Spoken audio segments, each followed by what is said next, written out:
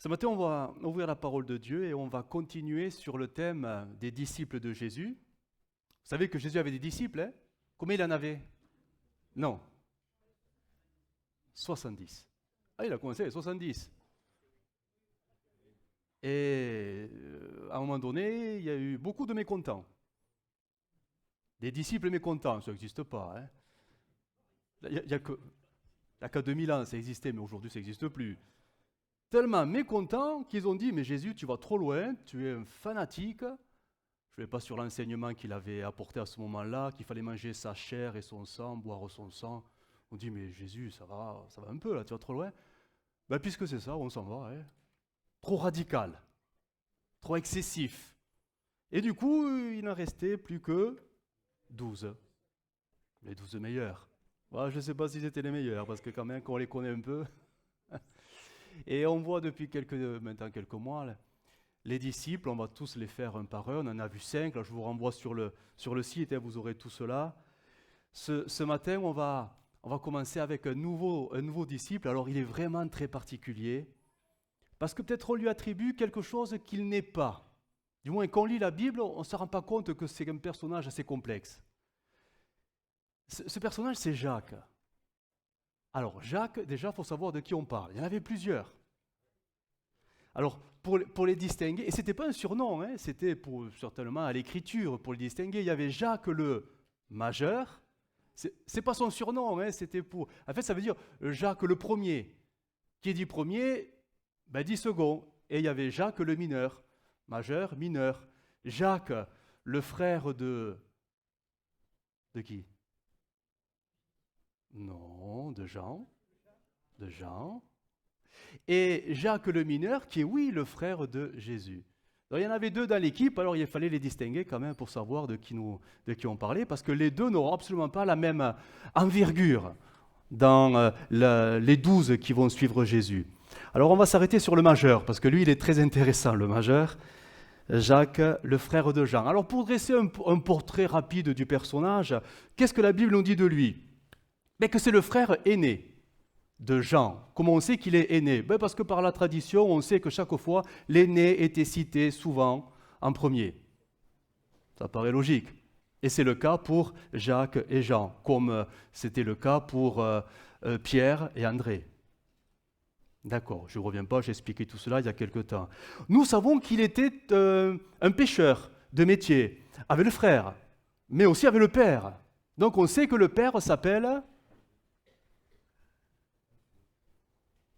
Ouais, alors, oui, bon, on va dire Zébédée. Zébédée, plutôt, Zébédée. On sait aussi qu'il a une maman. Et que la maman, elle a suivi Jésus. Ça, c'est étonnant. Elle est mentionnée dans les Écritures. Son nom, c'est... Alors, ça passe un peu inaperçu parce que la parenté n'est pas forcément précisée, mais on le déduit facilement. C'est Salomé. Salomé. Donc, Salomé, c'est l'épouse de Zébédée. Et quand Jésus est venu chercher Philippe et Jean, Salomé, la maman, telle une bonne mère, eh bien, elle a suivi les fils. Ou plutôt, les fils ont suivi la mère. On a du mal à savoir. Parce que ce qui est intéressant de savoir, c'est que Salomé est la sœur de Marie, mère de Jésus. Et son sœur. Donc, ça veut dire que Philippe, non plutôt que Jacques, et donc ah ben oui, c'est le cousin. Et Jean est le cousin. Et Marie, mère de Jésus, ben c'est la tata. Et c'est la famille. C'est la famille. Et c'est un gros noyau, là, la famille. Parce qu'en plus, il y a Jacques, le mineur, fils de... Mais ça, on verra plus tard. Fils de Marie. Donc c'est un cousin aussi. C'est une cousinade. Mais au début, non, ils sont 70. Mais à la fin, il reste qui? Ben, il reste la famille et ceux qui vont côtoyer la famille. Donc, tout ceci nous montre que c'est quand même assez particulier. Et ça peut, et on comprend mieux peut-être pourquoi Jésus va donner à ses deux cousins, Jacques et Jean, vous savez, le fameux surnom. C'est les deux seuls qui ont reçu un surnom de la part de Jésus. Ce n'était pas flatteur, le surnom. Mais il faut faut comprendre le contexte. En fait, ils ont grandi ensemble, hein, comme des cousins. Et on imagine que des cousins garçons, ça se chamaille, bon, on imagine, hein, bon, peut-être pas. Là, c'était des garçons, hein, avec des jeux de garçons. Et comment Jésus les a appelés une fois qu'il les a eus avec lui? Alors là, c'était pas, mais il faut comprendre.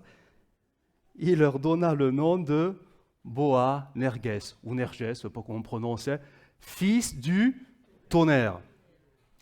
Non, c'est les fils de son tonton. Zébédée. Zébédée est l'oncle de Jésus. Mais il occulte tout ça, il dit « Ah non, vous êtes les fils du tonnerre ». Donc ça veut dire long, hein. Il devait avoir, les cousins, un tempérament éclatant. Un tempérament... Hein? Un tempérament... bon, ça existe encore aujourd'hui, les tempéraments comme ça, hein. Non? Oui, vous en connaissez un peu? Des gens, c'est... Oula, vaut mieux les croiser de loin, parce que sinon, ça va nous tomber dessus, quoi. Hein? La foudre, ça écrase. Mais Jésus les appelait comme ça. C'est les deux seuls qu'il a appelés comme ça.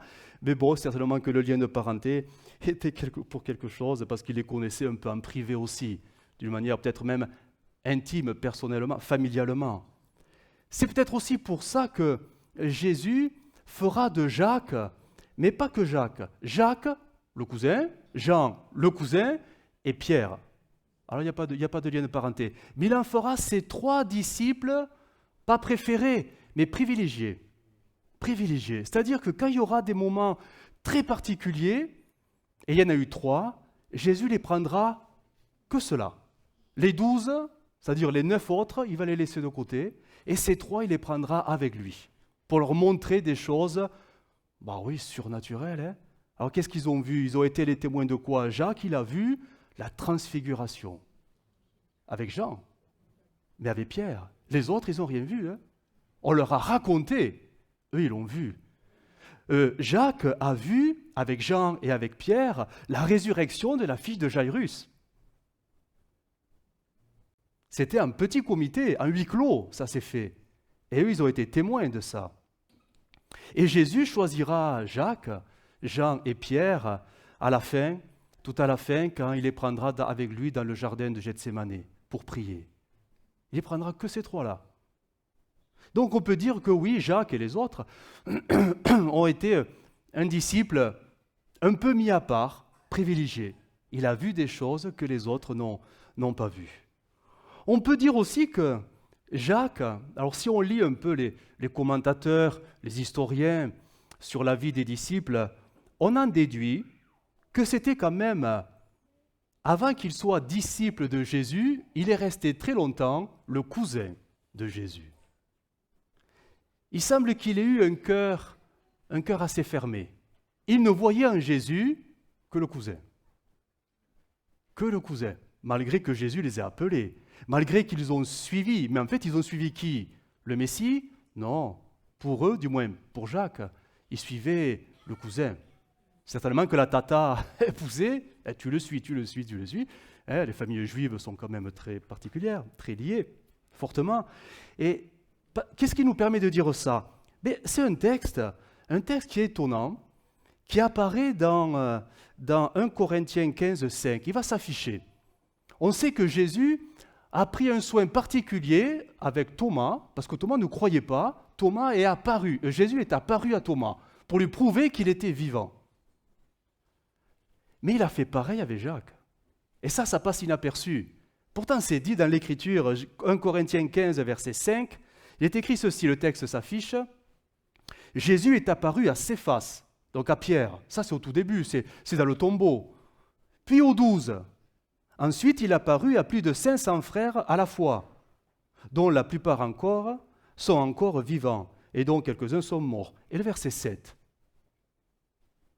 Ensuite, donc c'est après, il est apparu à Jacques, puis à tous les apôtres. Et là, on se dit, mais qu'est-ce que ça fait là? Pourquoi Jacques a-t-il eu besoin d'une apparition personnelle de Jésus? On a plusieurs textes qui nous montrent que parfois Jésus a reproché à ses propres disciples et aux 12 d'avoir le cœur toujours incrédule. Tous n'ont pas eu la révélation « Tu es le Christ, le Fils de Dieu ». Non, tous ne l'ont pas eu. Pierre l'a eu, André l'a eu, mais tous ne l'ont pas eu. Parce que même après la mort, après sa mort et sa résurrection, quand il apparaîtra aux 12, il leur dira, il y a encore au milieu de vous des gens qui ne croient pas. C'est impressionnant quand même. Il est ressuscité, il est là, et il y a des gens qui ne croient pas. Alors les commentateurs, bien sûr, font ce parallèle avec Jacques, qui a toujours vu en Jésus le cousin. Mais à ce moment-là, il voit le Messie, ressuscité, glorifié. Il y a quelque chose qui se passe. Alors, bien sûr qu'on n'est pas dans des affirmations, mais la Bible dit que beaucoup de la famille de Jésus, ont eu les plus grandes peines à croire qu'il était le Messie. Il y a ce texte qui est étonnant, je vais simplement le lire dans Marc 3, verset 21. Il est parlé des membres de la famille de Jésus, mais les membres, c'est-à-dire au sens large. Donc ça peut concerner peut-être même les cousins. Quand les membres de sa famille l'apprirent, ils vinrent pour ramener de force avec eux Jésus. Ils disaient en effet, il est devenu fou. C'est la version Semeur. Les propres membres de la famille de Jésus étaient venus de force pour l'arrêter. Il se passait quoi à ce moment-là? C'est quand il avait pris les rouleaux. L'Esprit du Seigneur est sur moi. Ça n'a pas plu à tout le monde. Et les gens de sa propre famille sont venus le prendre de force pour dire, mais t'es fou, arrête-toi. Alors, ce n'est pas identifié clairement, mais il y a des gens, certainement, qui sont là autour de lui. Plus tard, je le disais, dans Marc 16, plus tard, il se montra aux 11, pendant qu'ils étaient à table, il leur reprocha leur incrédulité, après la résurrection. Donc, certainement que Jacques a eu, oui, de la peine à croire que son cousin était le Messie. Et c'est Jésus, son cousin, qui apparaîtra personnellement, certainement, pour lui montrer « Je suis le Messie », vraiment. Ce qui fera à ce moment-là de Jacques quelqu'un qui va prendre maintenant une place importante. Même, il va dépasser Pierre, si on peut dire. Il n'y a pas de compétition, mais Pierre a toujours été mis en avant. Mais là, il va prendre une envergure, Jacques. Il va être nommé le premier pasteur de la première église de Jérusalem. Eh oui. Parce que là, ça y est, il croit. Et on sait que son ministère ne durera pas longtemps, parce c'est le seul disciple, apôtre, auquel sa mort est mentionnée dans la Bible. Il ne va pas vivre très longtemps, il ne va pas faire de vieux os, si on peut dire. On sait à peu près qu'il a le même âge que Jésus. Et il va mourir, grosso modo, à la louche, rapidement, les historiens le situent comme ça, 10 ans après. Il meurt en 44 après Jésus-Christ. 10 ans. Entre acte 2, la Pentecôte, et acte 12, 10 ans. Nous, on lit ça comme, on croit que c'est la même semaine. 10 ans.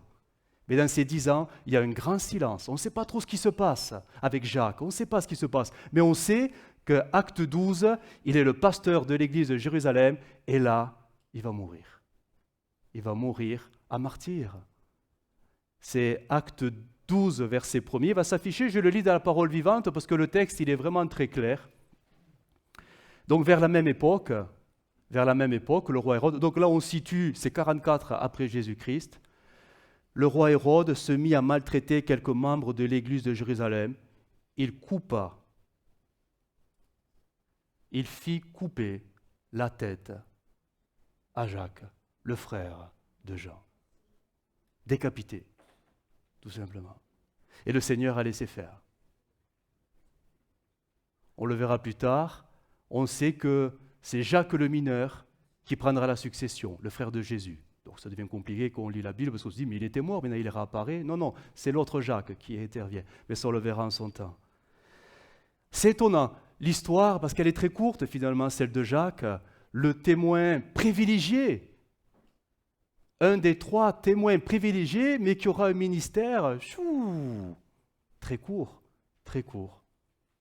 La légende raconte, la légende dorée, ce qu'on appelle la tradition catholique, alors, on ne sait pas où ils ont trouvé ça, mais c'est intéressant de savoir, parce qu'il y a quelque chose d'historique, raconte que après sa décapitation, sa dépouille aurait été récupérée, bien sûr, par les disciples, et aurait été mise sur une embarcation. C'est la légende, hein, il n'y a rien de biblique, hein, il n'y a aucun fondement, mais voilà, c'est à titre informatif. A été mise dans une embarcation, et la légende dit qu'un ange aurait dirigé l'embarcation, et l'embarcation aurait échoué sur les côtes de l'Espagne. Ça fait un trajet, hein? L'Espagne, le nord de l'Espagne. La barque aurait été récupérée, le corps, etc. Et on a fait le tombeau, on a mis cet homme dans un tombeau. Et ce tombeau, vous savez où il est? Non, pas à Saint-Jacques-de-Compostelle, à Compostelle, tout court. C'est devenu plus tard Saint-Jacques-de-Compostelle, à Compostelle. Et voilà que le temps va passer, les siècles vont passer, et au XIe siècle, voilà que ça va devenir un lieu de pèlerinage. Nous sommes au milieu au Moyen-Âge, le XIe siècle c'est le Moyen-Âge, la chrétienté médiévale va instaurer une sorte de pèlerinage, voilà un lieu où on vient sur le tombeau de Jacques, tout simplement. C'est au XVe siècle, donc 4 siècles plus tard, que le catholicisme, Rome, etc., mettra en place officiellement, donc ce pèlerinage comme quelque chose alors je ne sais pas, d'un des 3 plus grands pèlerinages de la chrétienté. Donc c'est Jérusalem, c'est Rome, et ça sera Compostelle, Saint-Jacques de Compostelle. Et encore aujourd'hui, tous les ans, et pas simplement des chrétiens, hein, catholiques, mais tout le monde. Des fois, voilà, pour rigoler, je ne sais pas si c'est rigolo, mais pour se ressourcer, pour se retrouver, pour s'éloigner un peu de la société, bref, font des kilomètres sur ce chemin de Saint-Jacques de Compostelle. On compte à ce jour à peu près 200 000 pèlerins par an. C'est beaucoup quand même, hein? 200 000 pèlerins par an qui y vont peut-être sans conviction profonde, hein, mais qui y vont parce que voilà, c'est pour se retrouver soi-même, hein, voilà, tout simplement. Voilà, ça c'était pour la note un peu historique. Si vous voulez le faire, voilà, c'est vous qui voyez. Mais on va revenir à la Bible. Hein. Voilà. Luc 9, 51. On va s'arrêter sur un épisode de la vie de Jacques, qui est quand même, le fils du tonnerre. Hein. Du moins, l'un des fils du tonnerre, parce qu'il y avait le frangin, hein, il y avait Jean. Hein. Ils étaient 2. Luc 9, 51. Le texte va s'afficher. Lorsque le temps où il devait être enlevé du monde approcha, Jésus prit la résolution de se rendre à Jérusalem. Il envoya devant lui des messagers qui se mirent en route et entrèrent dans un bourg des Samaritains pour lui préparer un logement. Ça, c'est important à retenir. Hein. Mais on ne le reçut pas parce qu'il se dirigeait sur Jérusalem. Ça aussi, c'est très important. Les disciples, Jacques et Jean, voyant cela, dirent, et là on le connaît cette parole, « Seigneur, veux-tu que nous commandions que le feu descende du ciel et les consume ?» Sous-entendant, le village, hein? Oui, pas qu'un ou deux, hein? Oh, le village, tout le monde. Jésus se tourna vers eux et les réprimanda. Oh, il est dur Jésus, hein? Il fait des réprimandes Jésus. C'est étonnant. Disant, vous ne savez de quel esprit vous êtes animés. Car le Fils de l'homme est venu, non pour perdre les âmes des hommes, mais pour les sauver. Et ils allèrent dans un autre bourg, samaritain. Alors, je vais citer la parole vivante, du moins ce verset 54. Et il y a une précision dans parole vivante qui va nous éclairer un peu. Verset 54. La précision, elle est entre parenthèses. Mais c'est le texte. Seigneur, veux-tu que nous fassions tomber la foudre du ciel, parenthèse, comme Élie, pour qu'elle réduise ces gens-là, en cendres, comme Élie. Vous voyez de quel texte nous parlons? De quoi Jacques et Jean, qui connaissaient certainement les Écritures, l'Ancien Testament, font référence à ce récit tout à fait étonnant où nous sommes face à un Élie qui, devant des soldats, n'a pas hésité à prier Dieu de tous les consumer. Et le feu est tombé. Je vais simplement lire le texte, pas tout le texte parce c'est trop long, mais 2 Rois 1,9 dans la français courant, il va s'afficher. Donc on essaie d'arrêter le prophète Élie. Le roi essaie de l'arrêter, il envoie des soldats. Le roi envoya un officier avec une troupe de 50 soldats pour arrêter Élie. Ceux-ci montèrent vers le sommet d'une montagne où Élie était assis. L'officier lui dit « Prophète de Dieu, descends, c'est un ordre du roi. » Et lui répondit « Puisque je suis prophète de Dieu, j'ordonne qu'un feu descende du ciel et vous extermine, toi et tes 50 hommes. » Aussitôt, le feu descendit du ciel et extermina l'officier et ses 50 soldats. Ça fait 51, on n'en parle plus. La scène se reproduira. 51 de plus. Et une troisième fois. Mais le troisième, l'officier, il a compris que c'était réellement un prophète de Dieu. Et qu'on ne se moque pas des prophètes de Dieu, de l'homme de Dieu. Et là, c'est avec le plus grand respect et la plus grande diplomatie qu'il l'invitera à le suivre pour aller voir le roi. Et là, Dieu lui dira, suis-le, tout simplement. Mais en fait, Jacques fait référence à ça. Et on imagine que dans le cœur ou la compréhension, c'est difficile à savoir, mais dans Jacques et Jean, il y a comme cette indignation de voir ces Samaritains, ce village de Samaritains, s'opposer à ce que Jésus veut faire. Il voulait simplement trouver un logement dans ce village. La destination, c'était Jérusalem, mais le chemin le plus court était de traverser la Samarie. Donc ils voulaient faire une sorte de halte, une pause dans ce village-là, c'était sur leur chemin. Mais quand Jacques et Jean ont vu que les Samaritains ont dit « certainement pas, vous ne passerez pas », et la raison c'était parce que vous allez à Jérusalem, c'est ça la raison. Ce n'est pas parce qu'ils sont juifs, c'est parce qu'ils vont à Jérusalem.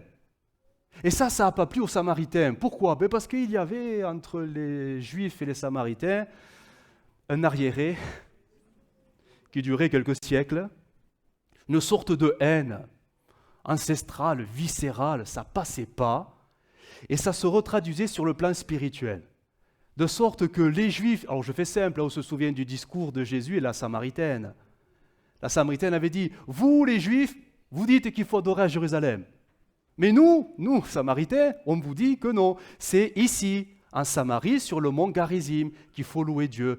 Et là, il y avait un conflit qui avait raison, qui avait tort, et ça passait pas, ça durait depuis très longtemps. Pour les Juifs, les Samaritains, c'était des étrangers, c'était des gens déportés du temps de... On est au 8e siècle, hein, quand le royaume du Nord s'est fait envahir. Mais les Samaritains se disaient, mais non, on est Juifs comme vous, nous sommes les descendants de la tribu d'Éphraïm et Manassé, les descendants de Joseph.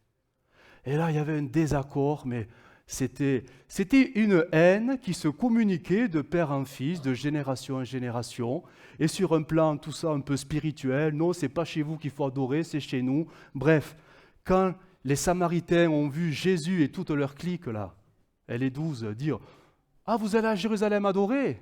Non, vous passez pas, faites le tour. Parce qu'on peut très bien ici adorer Dieu pareil, sauf que Jésus ne voulait pas adorer Dieu en Samarie.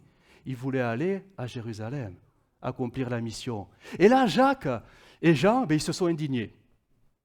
Ça ne leur a pas plu. Comment s'oppose-t-il au projet de Jésus ? C'est pas possible, on ne peut pas laisser faire ça. Jésus, veux-tu que nous commandions que le feu descende ? Ça veut dire, Jésus, pousse-toi, on va te défendre. On s'occupe de la situation, on gère le problème. Nous sommes des hommes de Dieu, nous aussi. Et là, Jésus va quand même va les réprimander. Hein. Non, vous ne savez de quel esprit vous êtes animés en disant et en voulant faire cela. Un esprit de colère, jugement, vengeance. Un esprit de mort. Parce qu'ils veulent les voir morts. Hein. Ils veulent les voir morts, tout le village. Vous vous opposez au plan de Jésus, lui qui voulait simplement se reposer au milieu de vous, vous n'avez pas voulu, ok, mais vous allez tous mourir. Au nom de Dieu, vous allez tous mourir. Oula, Jésus les a arrêtés. Mais au-delà de ce récit, parce qu'on le connaît ce récit, il y a quand même quelque chose d'intéressant pour nous. C'est ce comportement dans le cœur de Jacques, bien sûr de Jean aussi, ce comportement, le fait de monter très vite dans les tours, de s'emporter parce que on est indigné. Ça vous arrive? Jamais. L'église parfaite, on l'a trouvée. Mais je parle d'une manière légitime. Vous êtes dans votre droit, mais il y a quelque chose qui est là devant vous et ça vous offusque, ça vous offense, ça vous blesse. Naturellement, on ne tend pas la deuxième joue. On a envie de prier que, Seigneur, tu peux ouvrir le ciel et envoyer des éclairs. On ne le dit pas comme ça, hein, non, mais non, on ne fait pas comme ça. Mais dans le cœur, dans nos cœurs, il y a tous nos sentiments, nos émotions, tout qui se... Vous savez, comme le tonnerre. Vous savez ce que c'est le tonnerre? Vous savez ce qui se passe quand on entend le bruit? C'est qu'il y a un choc dans le ciel. C'est les nuages. Bam, ça se percute, ça éclate. Il y a les éclairs, il y a tout, il y a la foudre, il y a tout. C'est que ça bouge là-haut. Mais parfois, ça bouge dans nos cœurs. Et ça bouge tellement qu'on peut être surpris par les réactions un peu vives, voire virulentes, qu'on pourrait avoir parce qu'on se sent pas compris, ou, je ne sais pas, offusqué, contrarié, malmené. Alors les émotions nous font surréagir en parole, en pensée, parfois même en prière. On se met à demander des trucs. Bah ouais, des fois c'est des trucs à Dieu, alors que si tout allait bien, on ne le demanderait même pas. C'est étonnant comme on est, du moins comme étaient Jacques et Jean, nous ça va, on regarde ça de loin, nous on est mieux. Mais je crois que parfois, et c'est avec le temps, on se rend compte que les circonstances ont montré que des fois nous réagissons plus comme des fils et des filles du tonnerre que des fils et des filles de Dieu. C'est pas vrai? Ouais. Ouais, dis-le à ton voisin, tu es un fils et une fille. Ça dépend de la personne que vous avez, mais à vous de voir. À vous de voir. Mais ce qui est sûr, c'est que quand tout se chamboule à nous, notre nature charnelle fait quelque chose qu'on ne voudrait pas, mais elle tue. Et je ne parle pas que de la personne en face, mais elle tue à nous ce que le Saint-Esprit a toujours voulu mettre, c'est le fruit. Et là, nous parlerons de la maîtrise de soi. Ben oui, quand le tonnerre éclate, c'est qu'il n'y a plus de maîtrise. Il n'y a plus de maîtrise. La chair a pris le pas, mais pas qu'en parole, pas qu'en acte. Parfois, c'est rien que dans la tête. Que dans la tête. On se met à penser des choses qu'on ne dira pas. Parce que convenance oblige. On est dans l'église. Mais là-dedans, c'est plus l'église. C'est l'orage. C'est l'orage. Et là, on se met à penser des choses sur le frère, la sœur, sur les personnes, mais pas forcément les gens de l'église aussi, ça peut être avec le collègue ou quelqu'un de la famille, ça peut être avec n'importe qui. On se met à penser des choses, mais c'est des éclairs, quoi. C'est des éclairs. Et ça tue le fruit de l'esprit à nous. Parce que quand tout allait bien, on se maîtrisait. C'était facile de se maîtriser, tout allait bien. Mais quand la contrariété est venue, quand les offenses sont venues, quand l'incompréhension nous a frappés, quand on nous a tapé sur la joue, aïe, aïe, aïe, qu'est-ce qui se passe là? Qu'est-ce qui se passe? Qu'est-ce qui se passe? La colère, vous avez compris que nous allons parler de la colère, est une émotion très particulière. Elle est humaine, hein? J'ose dire, ce n'est pas un péché de se mettre en colère. C'est une émotion humaine. Vous savez que même Dieu s'est mis en colère. Je ne parle pas de Jésus. Hein. Bon, on sait que Jésus s'est mis en colère. Il a pris le fouet. Il était indigné. Hein. Il a eu la colère aussi qui est montée. Mais je parle de Dieu. Se met en colère quand il voit son peuple se complaire dans le péché. Vous croyez que Dieu est content? Relisez l'Ancien Testament cet après-midi. Vite fait. Hein, vite. Hop, hop. Et notez le nombre de fois que Dieu est en colère. Il est amour. Bien sûr qu'il est amour, mais il est aussi parfois en colère. Face à certaines situations, pourtant il reprend son peuple, il envoie des prophètes, mais son peuple ne veut rien entendre. La colère de Dieu se manifeste et c'est le jugement qui tombe. La colère, c'est une émotion, elle est humaine. C'est une palette de ressentis. La colère, c'est peut avoir plusieurs formes. Ça peut prendre la forme toute simple d'une, vous savez, une simple gêne. On est gêné. Quelque chose nous contrarie, mais bon, c'est pas si grave que ça, mais ça nous contrarie. Un exemple. Toute ressemblance avec toute personne ou situation, c'est vraiment fortuit, vraiment. Hein. Imaginez, vous venez au culte le matin, tout content, et là vous voyez quelqu'un s'est assis à votre place. Bon, vous n'allez pas faire une colère, mais vous êtes gêné. Quand même. Ça fait 30 ans que c'est ma place et il n'a pas compris encore. Alors on ne va pas taper le frère ou la sœur, on va prier pour que la foudre tombe, mais on va passer le culte avec un petit sentiment de gêne. Bon, ça fait sourire, mais c'est tellement presque vrai. Gêne, mais ça peut prendre un degré de plus, l'irritation. L'irritation. Tu es venu au culte, tout joyeux, tu as eu ta chaise, c'est merveilleux, super culte, c'est le moment de repartir, et tu vois que quelqu'un a accroché ta voiture sur le parking. Bon, là, c'est plus la gêne. Là, c'est l'irritation. Là, tu te dis, si j'attrape celui qui a fait ça,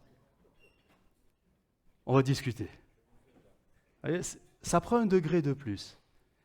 Et malheureusement, ça peut prendre encore des degrés supplémentaires parce que l'actualité nous parle parfois de situations qui se sont passées où on parle de folie passagère, où la colère a pris le dessus et des actes destructeurs ont été malheureusement accomplis. La colère est quelque chose de très particulier et ça peut être insignifiant et prendre des proportions démesurées. J'ai relevé un article, me permettez-vous de le lire? Oui, pasteur, allez-y. C'est très rapide, mais c'est tellement vrai. On pourrait presque mettre cet article dans la Bible, en annexe. Hein. La colère est comme une toxine en nous.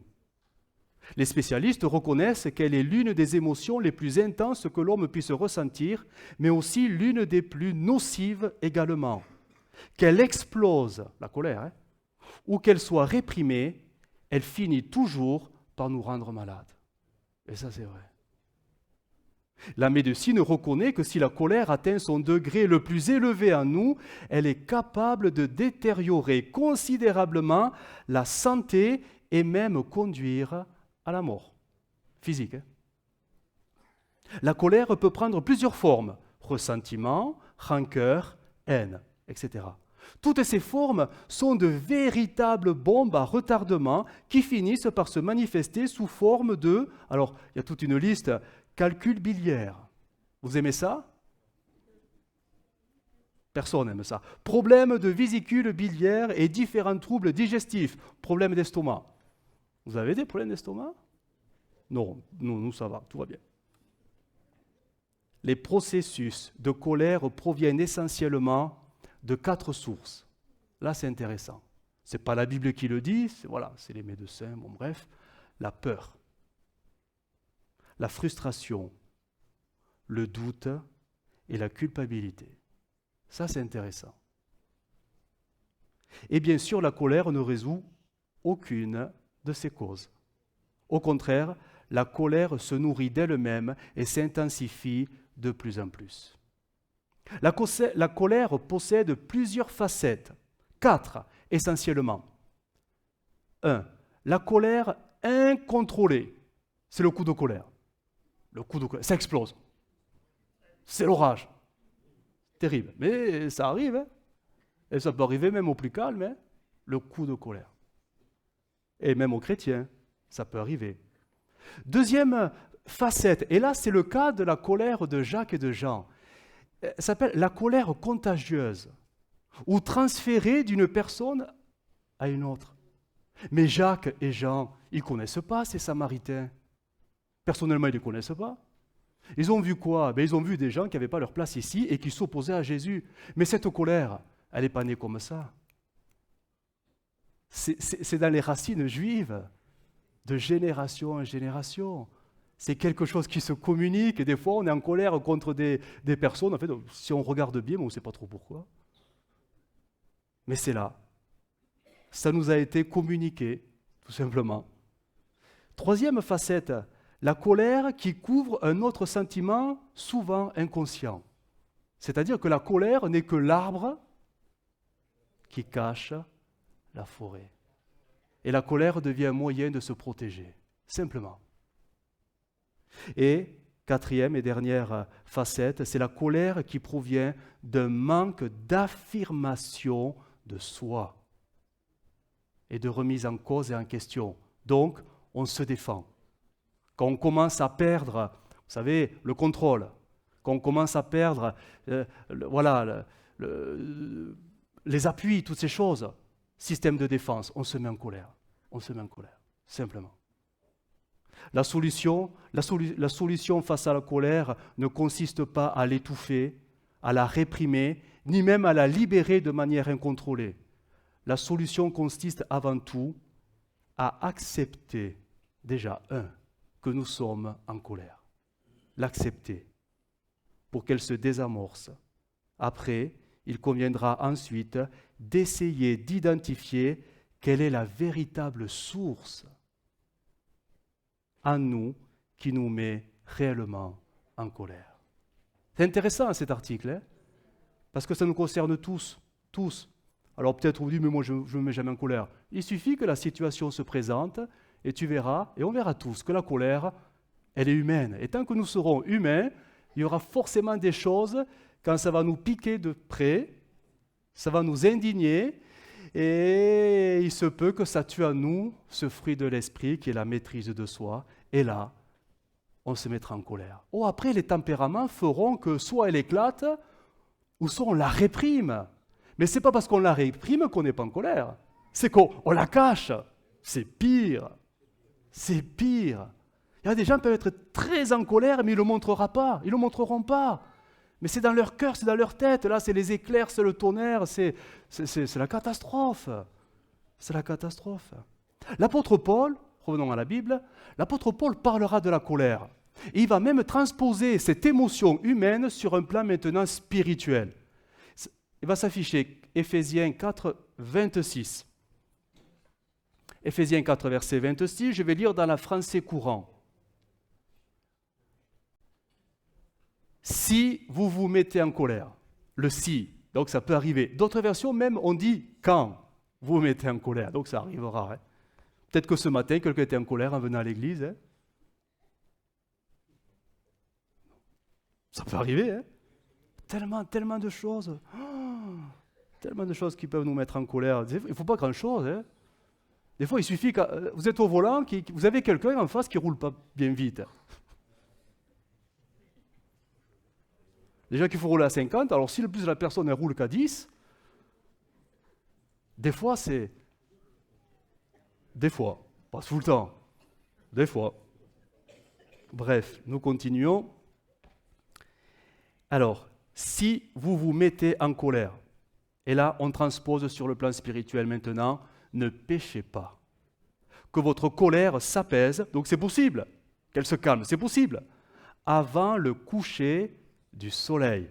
Ne donnez pas au diable l'occasion de vous dominer. Et ça, c'est très intéressant, c'est très pertinent parce que ça nous montre que finalement, tout ce qui se passe dans notre cœur peut devenir potentiellement une porte au diable. Là, on parle de la colère, mais ce n'est pas que la colère. La colère, c'est quoi? C'est une œuvre de la chair, c'est humain. Mais si on faisait la liste des œuvres de la chair, pour un, c'est la colère, pour un autre, ça peut être autre chose. Hein? Et dès que ça prend le dessus, et dès que c'est gardé, dès que c'est voire cultivé en nous, alors, dira l'apôtre Paul, ça nous domine. Et si ça nous domine, ça ouvre les portes à celui qui veut être le dominateur et nous enchaîner avec les propres chaînes qu'on lui aura tendues. Il retournera la colère contre nous et nous enchaînera avec. prisonniers de notre propre colère parce que nous l'avons laissé nous dominer. C'est terrible, hein? Mais combien parfois en sont là? Sans parler maintenant de la colère, mais des œuvres de la chair qui est à nous. Je ne sais pas, ça peut être la jalousie, ça peut être... il y a tellement de choses qui sont naturellement des œuvres de la chair, mais si ça nous domine, eh ben on devient esclave de ces choses-là. Et le diable a une porte ouverte pour nous enfoncer encore plus.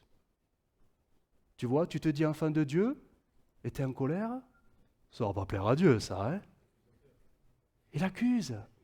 Il retourne tout contre nous et il nous fait croire que nous ne sommes pas dignes d'être des enfants de Dieu. Terrible, hein, ce qu'il fait l'ennemi. Mais s'il le fait, c'est parce que nous lui avons ouvert la porte pour qu'il le fasse. Il ne peut pas s'imposer à nous. Nous sommes enfants de Dieu.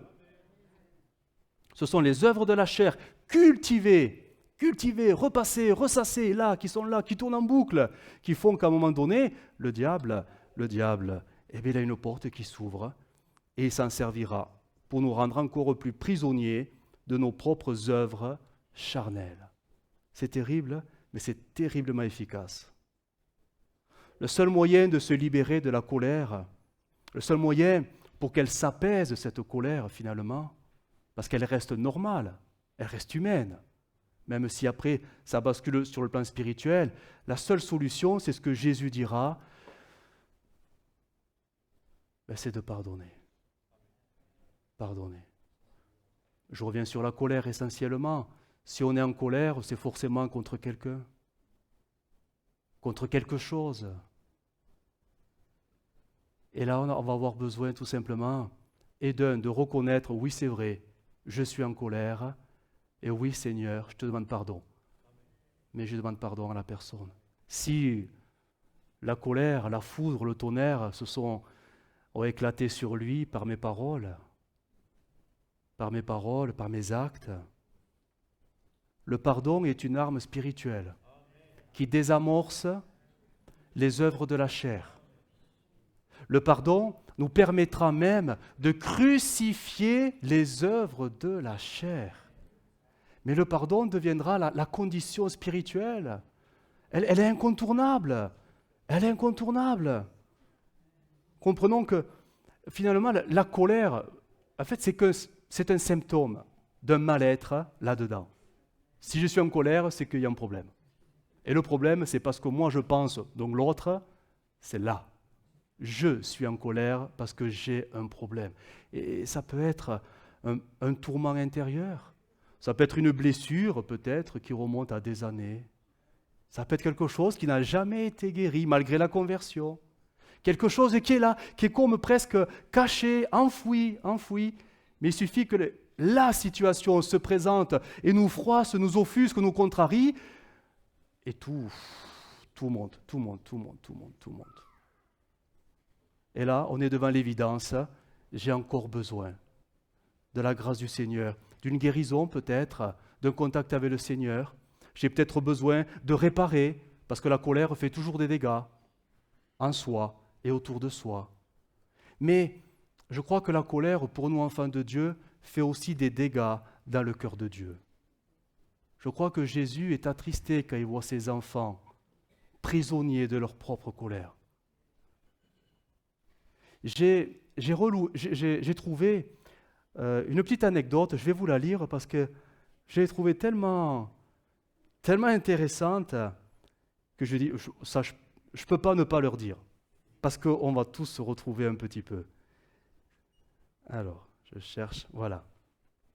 Leçon d'un père à son fils sur la colère. Il était une fois un jeune garçon colérique. Son père lui donna un sac de clous. Vous connaissez? Non? Ah, je continue.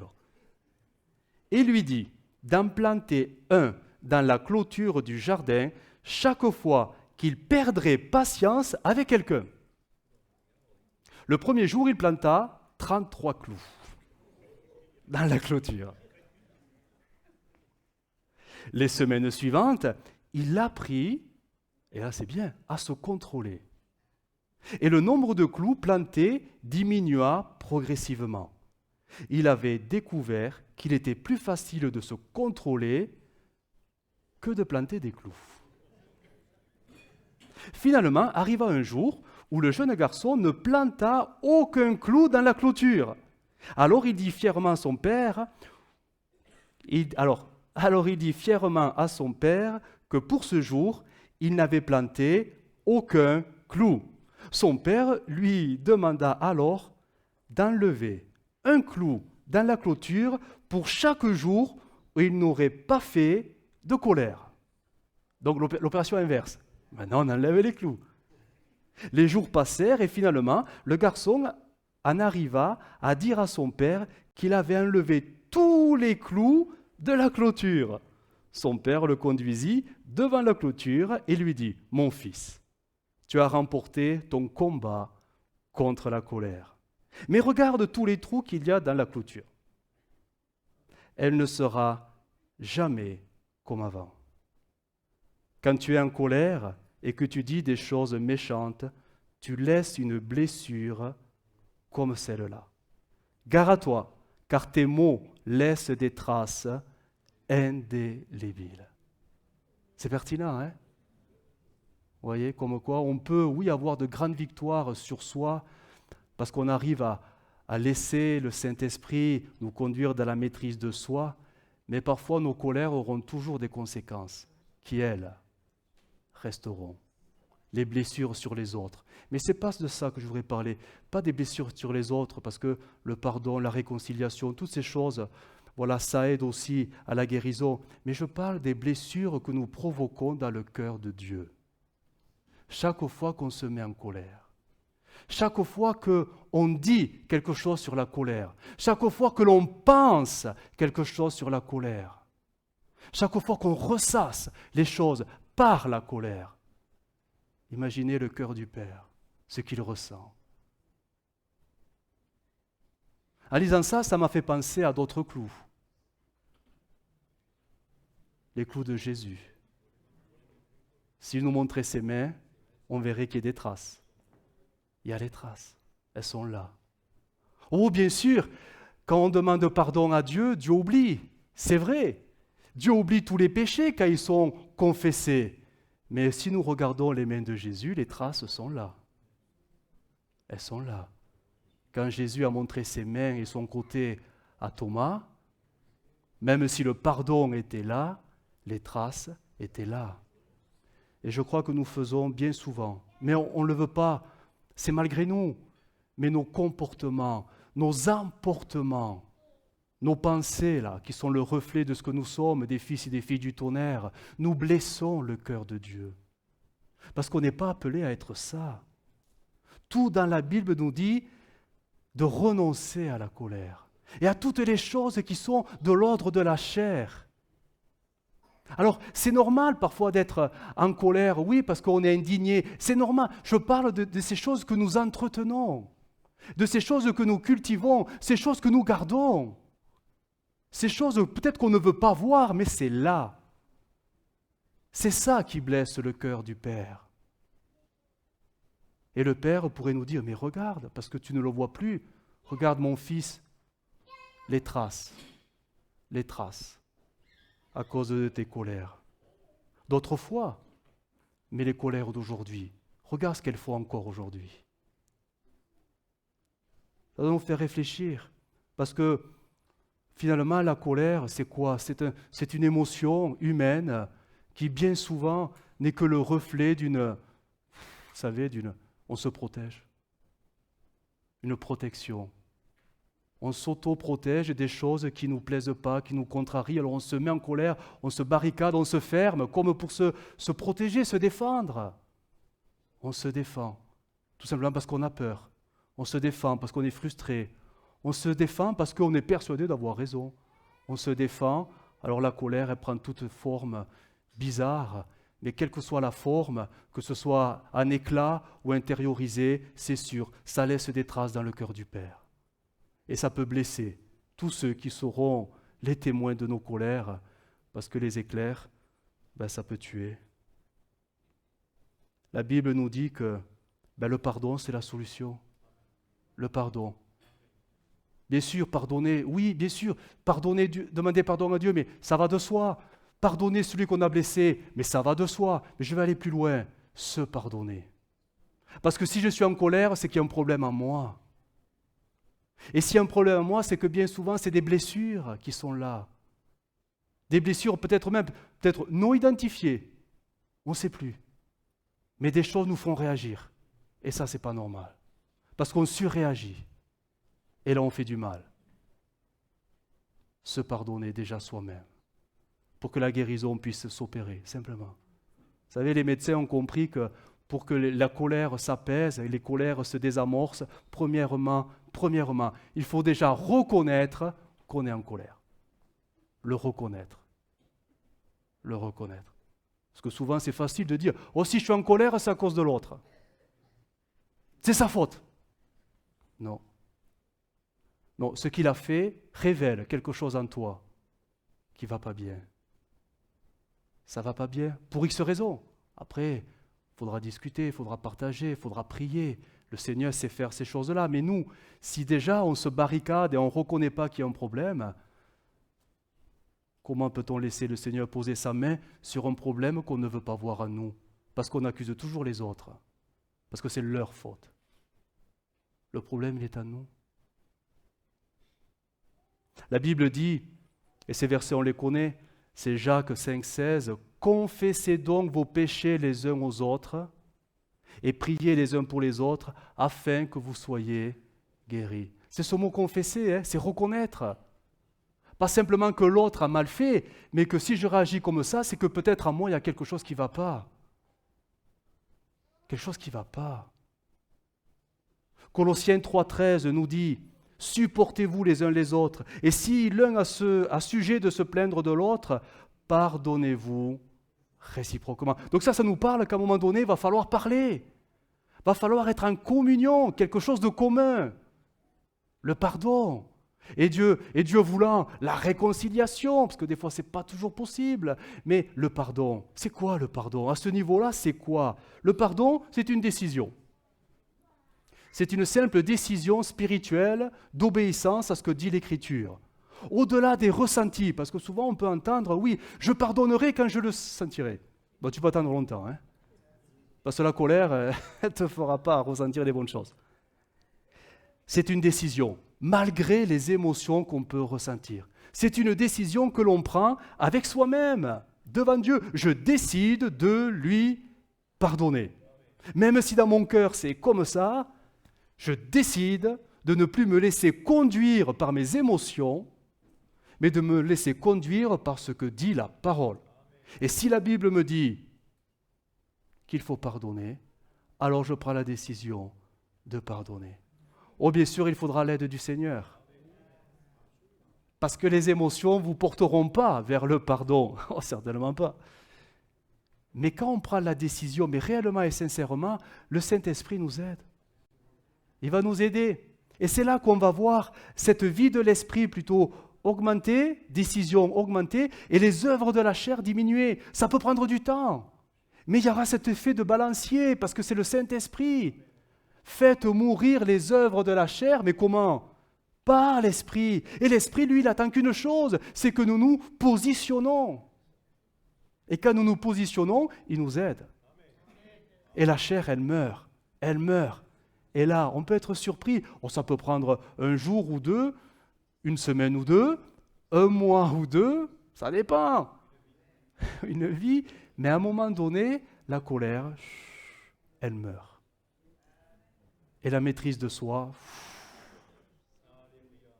Mais il a fallu se positionner devant le Seigneur, décider qu'on voulait pardonner, comme pour se libérer des propres chaînes qu'on a données au diable pour nous lier. Tout simplement. Elle est là, cette prise de position. En tout cas, si c'était la situation d'une personne ou de plusieurs, n'attendez jamais dans votre cœur que les sentiments soient plus favorables pour pardonner. Ça ne viendra jamais. Le temps aggrave. Les distances n'arrangeront rien. La colère se nourrit d'elle-même. Elle fait de plus en plus de dégâts à nous. Parce que la colère, après, engendre l'amertume. Et l'amertume, la rancœur. Et la rancœur, même la haine. Et oui, ça arrive même chez les chrétiens. C'est terrible. Le pardon est une décision spirituelle qu'il faut absolument dissocier des émotions et des sentiments que nous pouvons avoir. Il y a la vie de l'esprit et la vie de la chair. La vie de la chair, elle doit mourir. C'est la vie de l'esprit qu'il va falloir mettre en avant. Et ça va demander, oui, des efforts parfois considérables. Mais c'est possible en comptant sur le Seigneur et en demandant l'aide du Saint-Esprit. C'est possible qu'un fils et qu'une fille du tonnerre redeviennent un fils et une fille de Dieu. C'est possible, hein? C'est la vie chrétienne, faire mourir les œuvres de la chair. Et on a besoin de vivre cette dimension-là. J'en arrive à ma conclusion. Oh, j'ai été court ce matin. Hein? Alléluia. Je reviens à Jacques et à Jean, parce que quand même, les fils du tonnerre, là, ils ont montré un aspect de leur caractère assez virulent quand même.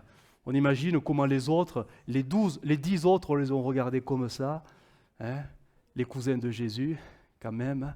Mais ce qui est sûr, c'est qu'en lisant la Bible un peu plus loin, on verra que Jacques et Jean auront leur cœur changé. Ils vont s'adoucir. Ils vont s'adoucir, leur cœur sera même transformé, bien sûr on comprend par le Saint-Esprit, mais finalement pourquoi ?